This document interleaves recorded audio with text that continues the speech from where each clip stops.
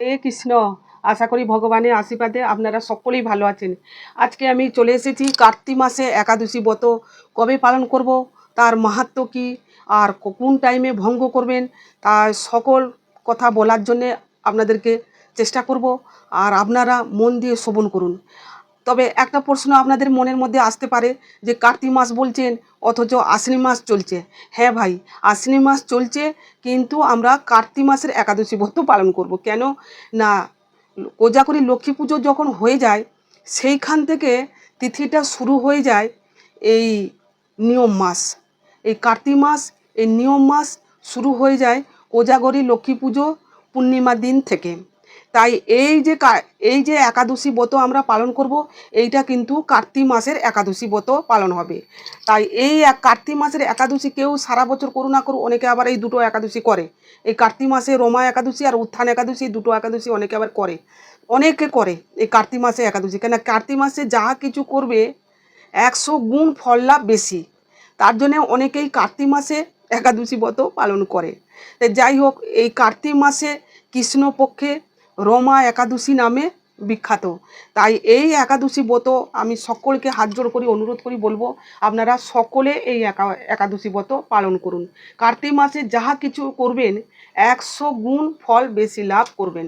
তার জন্য সকলকে আমি বলছি, আপনারা সকলে এই কার্তিক মাসে একাদশী ব্রত পালন করুন। আর সকলে জানেন যে একাদশী ব্রত করতে গেলে কি হয়, কি করতে না হয়, সেটা তো আপনার প্রত্যেক ভিডিওতে আমি বলি যে দ্বাদশী দিনে যারা আমিষভোজী আছেন দ্বাদশী দিনে নিরামিষই আহার করবেন। আর রাত্রিবেলা দন্তমাঞ্জন করে পরিষ্কার কাঠি দিয়ে পরিষ্কার করে নেবেন, জিভ পরিষ্কার করে নেবেন, ভগবানের কাছে হাত জোড় করে সংকল্প করবেন। আর তারপরে একাদশী দিনে ব্রহ্ম মুহূর্তে স্নান করা, তারপরে ভগবানকে কার্তিক মাসে প্রদীপ দান করা খুবই মাহাত্ম্য আছে। আমি বলেছি যে চরণে 4 বার, নাভিতে 2 বার, মুখমণ্ডলীতে 3 বার, সমস্ত শরীর 4 বার। চরণে 4 বার, নাভিতে 2 বার, মুখমণ্ডলীতে 3 বার, আর সমস্ত শরীর 7 বার। মোট 16 বার আপনি প্রদীপটা ঘোরাবেন। 16 করলে আপনার পুণ্য হবে। যারা আমিষ ভুজি আছেন তারাও প্রদীপ দেখাবেন, আর যারা নিরামিষী ভুজি আছেন তারাও প্রদীপ দেখাবেন। প্রদীপ সকলেই দেখাবেন, সকলেরই পুণ্য হবে, সকলেরই ভালো হবে। যদি কুটুম যদি বাড়িতে আসে তাকেও বলবেন যে তুই একটা প্রদীপ দান কর। সকলেই এই প্রদীপ দান করাটা ভালো। মানে ছোট থেকে বড় থেকে সবাই সকলে প্রদীপ দান করতে পারেন। ভগবানের ভক্তি লাভ করতে গেলে ছোট বড় বৃদ্ধ কোনো বিচার নেই, সকলেই করবেন। ভগবান কারো একা নয়, সকলেরই ভগবান। তাই এই প্রদীপ দান আপনারা অতি অবশ্যই করবেন। আর ভগবানকে যেরকম আপনারা প্রতিদিনই সেবা করেন, কিন্তু একাদশী দিনও একটু আরতি করলে, ঘিয়ের প্রদীপ দান করলেন, বা তিলের প্রদীপ, ঘিয়ের প্রদীপ, কিন্তু এই কার্তিক মাসের প্রদীপ দান করবেন। আর তাই জন্যই বলছি যে একাদশী দিনও একটু আরতি করতে হয়, একটু ফলমূল দিয়ে ভগবানের সেবা করতে হয়। আর এই একাদশী দিনে যদি তুলসী পত্র যদি নিবেদন করেন, প্রতিদিন তো করবেন, কিন্তু একাদশী দিনে চন্দনকে বেটে তার সঙ্গে কালো তিল মিশাবেন, তুলসী পত্র 2 পিটি লাগিয়ে একটা সুন্দরভাবে থালিতে সাজা রাখবেন। তারপরে ভগবানের চরণেতে দেবেন, এ তো সতিল সচন্দন তুলসীপত্র নম কিং কৃষ্ণায় বাসুদেবায় নম। এ তো সতিল সচন্দন তুলসীপত্র নম কিং কৃষ্ণায় বাসুদেবায় নম। এইভাবে বলতে বলতে আপনারা দেবেন। আর যারা বলতে না পারবেন, এ তো তুলসীপত্র সতিল কৃষ্ণায় নম, এইভাবেও দিতে পারেন। যাই হোক, ভগবানের সেবা ভক্তি সহকারে একাদশী দিনে একটু সময় লাগে আপনাদেরকে করতে হবে। এবারে যে যেরকম পারবেন সেই রকম ভক্তি করবেন, সেইভাবে ভগবানের সেবা করবেন। আর যারা পারবেন এই একাদশীতে নির্জলা আছে, যারা পারবেন নির্জলা করবেন, যারা পারবেন না 12টা পর্যন্ত নির্জলা থেকে তারপরে ভাই সেবা করবেন। আবার কেউ যদি 12টা পর্যন্ত যদি না থাকতে পারেন নির্জলা, তাহলে আপনি ভগবানের সেবা করে নিয়ে তারপরে আপনি সেবা করবেন। তবে হ্যাঁ, ভুল করে চাটা খাবেন না, ভুল করে, কেননা চাটাও বারণ আছে, নেশা বারণ আছে, তাই জন্যে চাটা ভুল করেই খাবেন না। তাই বলবো, এই একাদশী দিনে যতটা পারবেন হরিনাম বেশি বেশি করে করবেন, যতটা পারবেন গীতা পাঠ করবেন। আর গীতা ঘরে রাখবেন, গীতাকেও একটু পুষ্প দিয়ে একটু তুলসীপত্র দিয়ে, এ তো সতিল এ তো তুলসীপত্র গীতায় নম, এ তো গন্ধ পুষ্প গীতা ভগবতে বাসুদেবায় নম, এইভাবে গীতাকেও পুজো করতে পারেন। তা এরকমভাবে করবেন। আর গাওয়া ঘি, সূর্যমুখী তেল দিয়ে তরকারি করে খেতে পারেন। তারপরে বড় দানা সাবু খাবেন, ছোট দানা সাবু খাবেন না। পানি ফলের আটাও করে খেতে পারেন, পানি ফলের আটা পরোটা করে খাবেন, খুব সুন্দর ভালো হবে। পানি ফলের আটা আমরা খেয়েছি বা আমিও খেয়েছি জানি, তা আপনারা পানি ফলের আটা করে খেতে পারেন, কিন্তু পানি ফলের আটা একটু দাম বেশি, তবুও আপনারা যদি পারেন এনে করে খাবেন। আর যা অনেকে আবার কি করে ফল জল খেয়ে থেকে যায়, অনেকে আবার রাঙালু সেদ্ধ, আলু সেদ্ধ, তারপরে বাদাম সেদ্ধ এইগুলো করেও খেতে পারেন। কাঁচা বাদাম যারা সহ্য হয় না ভিজিয়ে খেলে, কাঁচা বাদামে ভিটামিনটা বেশি, আর সেদ্ধটা করলে কী হবে গ্যাসটা কম হয়, এগুলো করে খেতে পারেন। সাবুর পায়েস করে খেতে পারেন। আর ফুলকপি, গাজর এগুলো করে খাবেন। পেঁপে, কাঁচকলা সব রকমই খাবার আছে। কাঠবাদাম, চীনাবাদাম এগুলো করে খেতে পারেন। আর কাজু বাদাম এগুলোও খেতে পারেন। তো যাই হোক, নারকোল, ডাব এগুলো খাবেন, কিন্তু গরুর দুধ খাবেন ছাঁচি গুড় দিয়ে। কিন্তু মিষ্টি, হলুদের গুঁড়ো, লঙ্কা গুঁড়ো এইগুলো কখনো কিনে খাবে না। আর একাদশী দিনে ভুল করে তুলসী পাতা চয়ন করবেন না। যাই হোক, আমি প্রত্যেকটি একাদশীতে বলি, আপনাদের শুনতেও ভালো না লাগতে পারে, কিন্তু নতুন বন্ধু যদি কেউ একাদশী ব্রত পালন করে তার জন্য আমাকে একটুখানি বলতে হয় ভাই। আর ইয়ে একাদশী দিনে নখ, চুল, শারীরিক সম্পর্ক, কাঁচা তেল, সাবান, ক্রিম, চা এগুলো কিন্তু বর্জন করতে হবে। পঞ্চশস্য বর্জন করতে হবে। অনেকে আবার একাদশী পালন করে ময়দা খায়, কে বলছে সুজি খাই, কে বলছে আমি রুটি খাই, কে বলছে আমি ময়দা খাই। না, এইসব খেলে ভাই একাদশী পালন হবে না।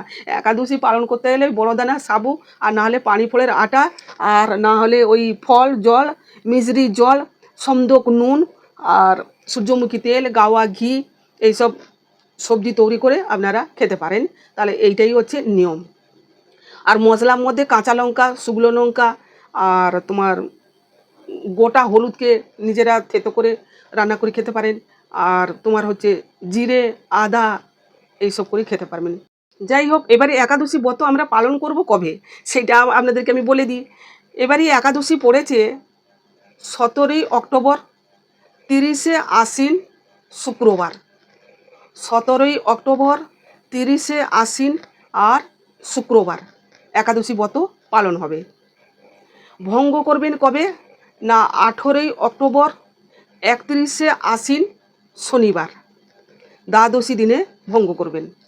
5টা 38 থেকে 9টা 26-এর মধ্যে, 5টা 38 থেকে 9টা 26-এর মধ্যে একাদশী ভঙ্গ করবেন। নির্মাল্য খেয়ে ভঙ্গ করতে পারেন, নাহলে ভগবানকে সেবা দিয়ে যে সেবাটা দিয়েছেন সেই প্রসাদ খেয়েও একাদশী ভঙ্গ করতে পারেন, নাহলে কোনো পঞ্চশস্য খেয়ে একাদশী ভঙ্গ করতে পারেন। যারা পারবেন, শরীর ভালো থাকবে, তাহলে আবার সকালবেলা উঠে স্নান পাঠ করে ভগবানকে সেবা দিয়ে আবার একাদশী ভঙ্গ করতে পারেন। আবার যারা শরীর টানছে না যে একটু বেলার দিকে স্নান করবেন, তাহলে সকালবেলা ঘুম থেকে উঠে একটু হাত মুখ ধুয়ে নিয়ে ভগবানকে প্রণাম করে ভগবানের একটু নাম করে নিয়ে ভগবানের কাছে একাদশী ভঙ্গ করবেন একটু নির্মাল্য খেয়ে। ভগবানের কাছে হাত জোড় করি বলবেন, গতকাল একাদশী করেছিলাম, ঠিকঠাকভাবে পালন করতে পেরেছি কিনা জানি না, আমার সর্ব অপরাধ ক্ষমা করো। আর আপনার মনের কামনা বাসনা সব কিছু জানাতে পারেন। আর যদি এই মন্ত্রটা বলতে পারেন তা সেইটাই বলবেন, একাদশং নিরাহার রিস্তাক অহম অপরিয় হেনুম ভক্ষামি পুণ্ডরী কাক্ষং শরণ মে ভাবাচ্যুত। এই মন্ত্রটা হচ্ছে দ্বাদশী দিনে রাত্রিবেলা সংকল্প করবেন, একাদশী ব্রত পালন করবেন। আবার একাদশী যখন ভঙ্গ করবেন তখন কি মন্ত্র বলবেন, অজ্ঞান তিমিরান্ধস্য বত না করিব কেশব প্রসিদ্ধ সুমুখ নাত জ্ঞান দৃষ্টি পদভব। এই মন্ত্রটা বলে একাদশী ভঙ্গ করবেন। যারা পারবেন না হাত জোড় করে ভগবানের কাছে দাঁড়িয়ে করবেন। আর এইভাবে আপনারা একাদশী ভঙ্গ করবেন। এবারে আমি একাদশী মাহাত্ম্য শুরু করব, আপনারা মন দিয়ে শ্রবণ করুন। যুধিষ্ঠির মহারাজ এক সময় জিজ্ঞাসা করলেন ভগবান শ্রীকৃষ্ণকে, যেই কার্তিক মাসের একাদশী কবে? যুধিষ্ঠির মহারাজ জিজ্ঞাসা করলেন, হে প্রভু জনার্দন, এই কার্তিক মাসে কৃষ্ণপক্ষে একাদশীর নাম কি, তার মাহাত্ম্য কি, কৃপা করে আমায় বলুন। তার ভগবান অত্যন্ত খুশি আনন্দ হয়ে তদ উত্তরে বললেন, হে যুধিষ্ঠির মহারাজ, এই কার্তিক মাসে কৃষ্ণপক্ষে রমা একাদশী নামে বিখ্যাত। এই একাদশী ভগবান শ্রীকৃষ্ণ বলছেন, হে মহারাজ, এই একাদশী মহা পাপ বিনাশকারী।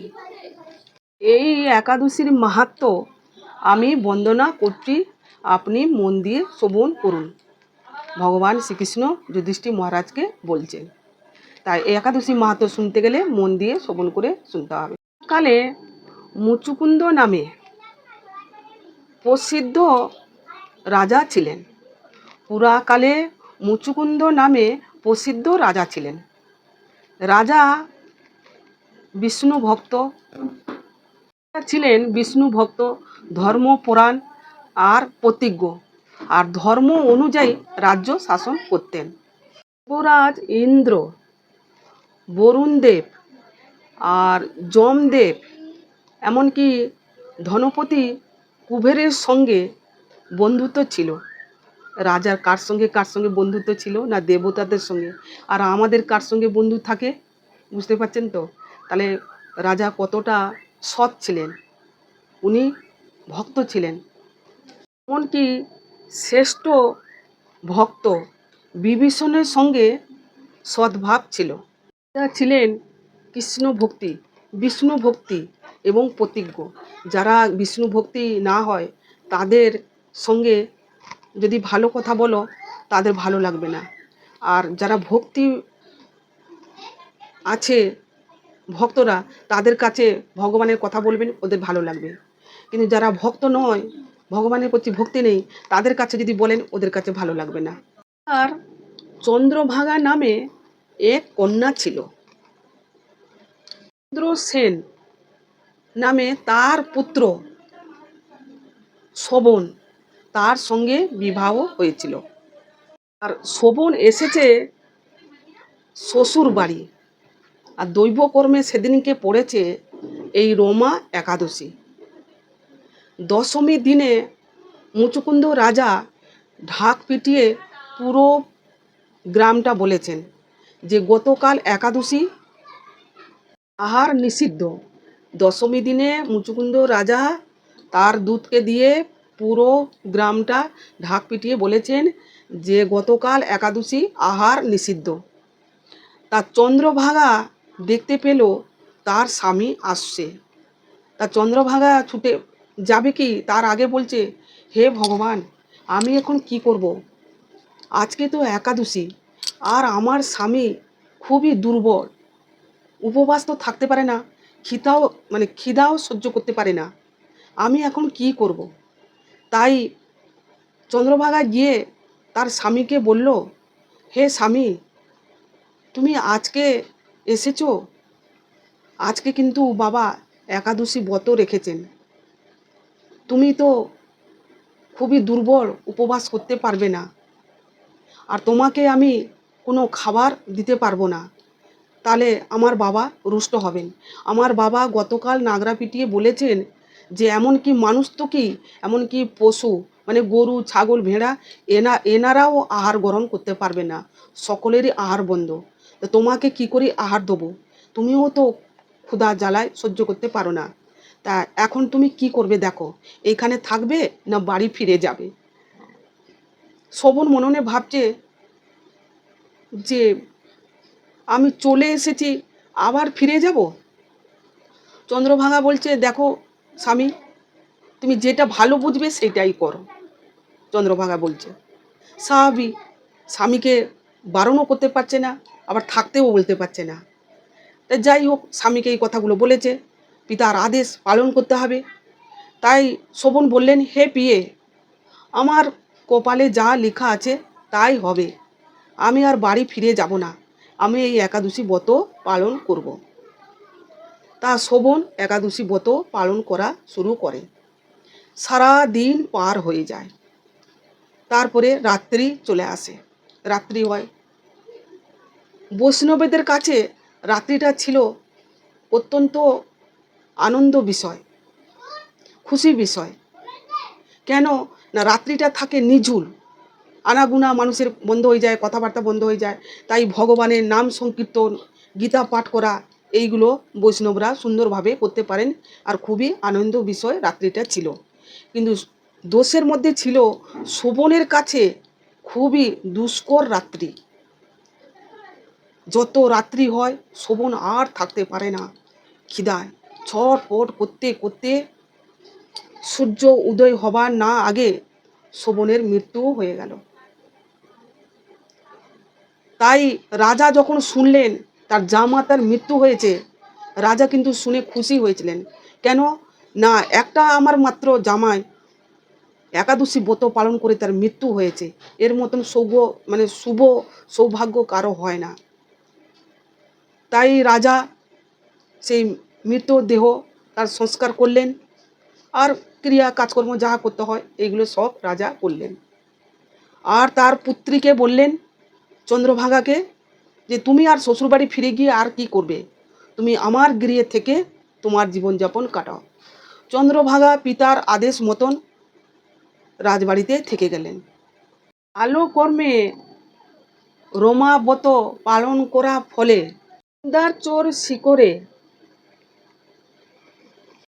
মন্দার চর শিকরে মনোরম রমণীপুরীতে প্রার্থী হলেন। শোভন একাদশী ব্রত পালন করে ওইখানে জন্মগ্রহণ করলেন। সময় মুচুকুন্দ নগরে আর সমসমা ব্রাহ্মণ, সমসমা নামে এক ব্রাহ্মণ, উনি ঘুরতে ঘুরতে সেই রাজ্যতে প্রবেশ করেছিলেন। ব্রাহ্মণ সেই রাজ্যতে ঢুকে দেখলেন শোভনকে। অবাক হয়ে গেছেন ব্রাহ্মণ, যে এ তো সেই মুচুকুন্দের জামাতা না, এ তো মৃত্যু হয়ে গেছিল শুনেছিলুম, তাহলে এখানে কি করে এলো, কিভাবে বা হলো। এইবারই মুচুকুন্দকে দেখে শোভন সিংহাসন থেকে উঠে ব্রাহ্মণকে প্রণাম নিবেদন করলেন। যত শ্বশুর গ্রামের ব্রাহ্মণ তো, তাকে প্রণাম নিবেদন করলেন। আর জিজ্ঞাসা করলেন চন্দ্রভাগা ভালো আছে কিনা, তার শ্বশুরমশাই ভালো আছে কিনা, আপনি ভালো আছে কিনা, এইসব জিজ্ঞাসা করলেন। তা ব্রাহ্মণও একটু অবাক হয়ে গেছেন, যে এমন মনোরম নগর বা জায়গা আমি আগে কখনো দেখিনি। মানে এমন অপূর্ব জায়গা ব্রাহ্মণ দেখেছেন, যে এমন মনোরম জায়গা আমি এরকম আগে কখনো দেখিনি। তা কিভাবে হলো, তা কি করে হলো, আর কিভাবে বা তুমি এখানে এলে, ব্রাহ্মণ ঠাকুর জিজ্ঞাসা করছেন শোভনকে। শোভন তখন বলছেন, শুনুন ব্রাহ্মণদেব, সেই কার্তিক মাসে কৃষ্ণপক্ষে রমা একাদশী নামে বিখ্যাত। আমার স্ত্রী বারণ করেছিলেন এই একাদশী ব্রত পালন করতে না। কেন না, আমি খুবই দুর্বল, আমি অনাহারে থাকতে পারি না। তাই স্ত্রী কথা অমান্য করে, আর ইচ্ছা নেই অনিচ্ছায় আমি এই ব্রত পালন করেছিলাম। তা এই ব্রত পালন করে আমার মৃত্যু হয়, তারপরে এইসব। তাহলে তার অনিচ্ছায় একাদশী ব্রত পালন করেছিল শোভন, তার এই রকম হয়েছে। যারা ইচ্ছা করে ভক্তি শ্রদ্ধা করে একাদশী ব্রত যদি পালন করে, তাহলে আর তার কি নয় কি হবে ভাবুন, তাহলে কি হবে বলুন। শোভন সেই রমা একাদশী ব্রত যে পালন করেছিল, তার পুণ্য ফল দ্বারা তার এই রকমই অবস্থা হয়েছে। এক রমণীপুরে স্বর্ণ সিংহাসনে বসে আছে, আর সেই জায়গাটা অপূর্ব দেখার। আর সেইখানে গন্ধর্ব, অপ্সরা, বিভিন্ন নারীরা নানা উপচারে তার সেবা যত্ন করছে, পুজো পাঠ করছে, রাজাকে সেবা করছে। আর রাজাকে দেখতে আগুনের মতন দিব্যমান। আর সেই ব্রাহ্মণ দেখে খুব অবাক হয়ে গেছেন। যাই হোক, ব্রাহ্মণকে বললেন শোভন, যে আপনি চন্দ্রভাগাকে গিয়ে বলবেন যে আমি ভালো আছি। তার ব্রাহ্মণ কী করলেন, বাড়ি ফিরে গেলেন। বাড়ি ফিরে গিয়ে চন্দ্রভাগাকে সঙ্গে দেখা করলেন। চন্দ্রভাগাকে বললেন যে তোমার স্বামীর সঙ্গে আমার দেখা হয়েছে। যেরকম যেরকম দেখেছেন উনি সমস্ত কথা বললেন। চন্দ্রভাগা শুনে ব্রাহ্মণ দেখে বলছেন, আপনি কি বলছেন, আপনার কথা শুনে আমার মনে হচ্ছে যে আপনি স্বপ্ন দেখছি। তখন ব্রাহ্মণদেব বলছেন, হে পুত্রী, আমি নিজে স্বচক্ষে দেখে এসেছি। আর উনি জিজ্ঞাসা করলেন চন্দ্রভাগা কেমন আছে, শ্বশুরমশাই কেমন আছে, তুমি বিশ্বাস করো। আর সে নগর কখনো থির নেই, সবসময় টলমল। তখন চন্দ্রভাগা বলছে, হে ব্রাহ্মণদেব, আমার দেখার খুব ইচ্ছা, আপনি নিয়ে চলুন।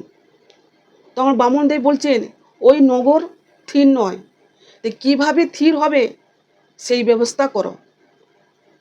তাই চন্দ্রভাগা তখন কি করবেন, বললেন আমি তো রমা একাদশী অনেক করেছি, আমার তো পুণ্যফল আছে।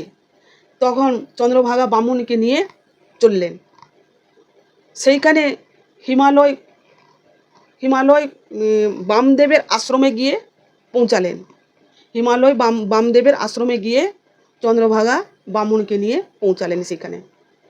তা সেইখানে থেকে মুনিদের কাছ থেকে আশীর্বাদ গ্রহণ করে হরিবাসরের দিব্য শরীর লাভ করলেন চন্দ্রভাগা। তারপর ওনার স্বামীর কাছে গিয়ে পৌঁছে গেলেন। তা শোভন দেখে চন্দ্রভাগাকে খুব আনন্দ হয়ে উঠেছেন। শোভন তখন জিজ্ঞাসা করছেন, হে প্রিয়ে, তুমি কিভাবে এখানে এলে, কি করে এলে? মানে সবাই তো যেতে পারে না ওইখানটায়। আর চন্দ্রভাগা তো অনেক পুণ্য করেছে, তার ভাবে সেইভাবে গেছে। তা তখন চন্দ্রভাগা বলছে, হে স্বামী, আজ থেকে 8 বছর আগে আমি রমা একাদশী ব্রত করেছি। সেই পুণ্যফল প্রভাবে আমি এই নগরকে স্থির করে দেব। যত মানে প্রলয় পর্যন্ত এ নগর থাকবে। তা চন্দ্রভাগা আর শোভন দুজনে দুঃখে সুখে কথা বললেন। এরপরে ভগবান বললেন, হে মহারাজ, মন্দার পর্বত শিখরে শোভন তার স্ত্রী চন্দ্রভাগাকে নিয়ে অতি আনন্দ সহকারে দৈব সুখ লাভ করলেন। পাপনাশিনী ভক্তি আর মুক্তি রমার একাদশীর মাহাত্ম্য বন্দনা করলাম। ভগবান শ্রীকৃষ্ণ বললেন, যে ব্যক্তি একাদশী দিনে এই একাদশীর মাহাত্ম্য শোভন করে সর্বপাপ মুক্তি হয়ে বিষ্ণু লোকে পূজিত হয়। হরি বল। এই ছিল একাদশীর মাহাত্ম্য। তাহলে শোভন একাদশী ব্রত অনিচ্ছায় পালন করে সে কোথায় হিমালয় চর শিখরে, সেখানে হচ্ছে নারীর পুরী, মানে বিশাল বড়, সেখানে গন্ধর্ব অপ্সরা, সেইখানে গিয়ে উনি রাজা হলেন, সুখেতে জীবনযাপন কাটালেন। কিন্তু তার জন্যই বলছি, এই রমা একাদশী আপনারা সকলেই পালন করুন। আমাদের জীবনটা যেরকম ধন্য হয়, আমরা যেরকম মুক্তি লাভ করতে পারি, ভালো জায়গাতে যেরকম যেতে পারি, এই একাদশী পালন করলে সমস্ত পাপ নাশ করে সে বিষ্ণু লোকেতে গিয়ে পূজিত হবে, যে এই একাদশী ব্রত পালন করে। এই একাদশী হচ্ছে পাপ নাশকারী। আর এই একাদশী ব্রত পালন করলে সে বিষ্ণু লোকে পূজিত হয়। যাই হোক, আমি এইখানে শেষ করছি, পরে ভিডিওতে আবার দেখা হবে। আপনারা ততক্ষণ ভালো থাকুন, সুস্থ থাকুন। আর ভিডিও ভালো লাগলে বন্ধু বান্ধব আত্মীয় স্বজনকে শেয়ার করবেন। আর কারো যদি কোনো প্রশ্ন থাকে, জয় শ্রীকৃষ্ণ, রাধে রাধে কমেন্ট করবেন। বন্ধু বান্ধব আত্মীয় স্বজনকে তাদেরকে বুঝাবেন, এই একাদশী ব্রত পালন করতে বলবেন। আর আমি এখানে শেষ করছি, পরে ভিডিওতে আবার দেখা হবে। নমস্কার, হরে কৃষ্ণ।